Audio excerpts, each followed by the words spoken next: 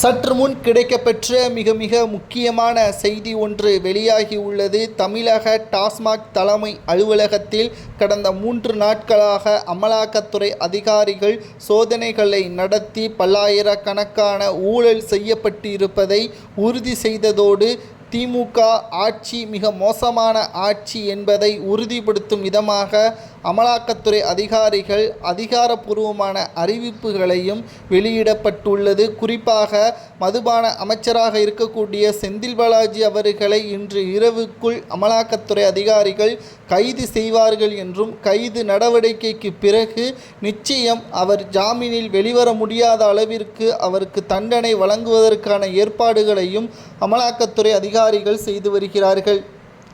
செந்தில் பாலாஜியை பொறுத்தளவிற்கு ஆரம்பத்தில் அதிமுகவில் பயணித்தவர், அங்கு போக்குவரத்து துறை அமைச்சராக செயல்பட்டவர். அதற்கு பிறகு ஜெயலலிதா அவர்கள் மறைவிற்கு பிறகு திமுகவில் இணைந்து கொண்டார். திமுகவில் இணைந்த பிறகு அவர் ஸ்டாலினுக்கு நெருக்கமானவராக மாறிவிட்டார். மேலும் 2021 சட்டமன்ற தேர்தலில் போட்டியிட்டு எம்எல்ஏவாக தேர்வு பெற்ற உடனே அவருக்கு 2 முக்கிய இலாக்காக்களும் வழங்கப்பட்டது.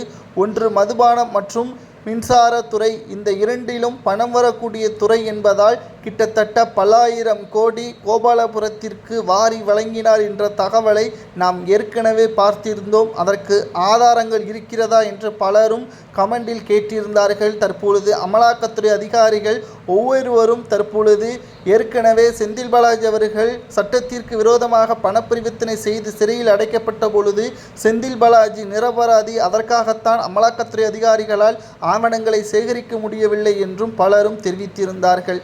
ஆனால் தற்பொழுது அரசுக்கு வழங்க வேண்டிய ஹலால் வரி ஏய்ப்பு செய்யப்பட்டதோடு கொள்முதல் மற்றும் விற்பனை முறையில் லஞ்சம் ஊழல் மூலம் ஆயிரக்கணக்கான கோடிகள் மோசடி செய்யப்பட்டிருக்கலாம் என்றும் அதிகாரிகள் சந்தேகப்படுவதாகவும், ஊழல் தொடர்பான விரிவான விசாரணையை மேற்கொள்ளப்பட உள்ளதாகவும், இதற்காக தனியாக வழக்கு பதிவு செய்து செந்தில் பாலாஜி அவர்களிடம் விசாரணை நடத்த திட்டமிட்டு இருப்பதாக தகவல்கள் தற்பொழுது கிடைக்கப்பெற்றுள்ளது. இந்த வழக்கில் செந்தில் பாலாஜியும் அரசு அதிகாரிகளும் தொடர்பு இருந்தால், அவர்கள் உண்மையில் பல்லாயிரம் கோடி ஊழல் செய்யப்பட்டிருந்தால் சுமார் 27 ஆண்டுகள் வரை சிறை தண்டனை மட்டுமல்ல, திமுகவின் ஆட்சியை கலைப்பதற்கு கூட ஏற்பாடுகளை அமலாக்கத்துறை அதிகாரிகள் செய்ய அனைத்து அதிகாரங்களும் இருப்பதாக நம்மால் பார்க்க முடிகிறது. டாஸ்மாக் துறையில் பல்லாயிரம் கோடி ஊழல் செய்யப்பட்ட செந்தில் பாலாஜிக்கு மக்களாகிய நீங்கள் என்ன தண்டனை கொடுக்கலாம் என்பதை பற்றி கமெண்ட் வாயிலாக மறக்காமல் கூறுங்கள்.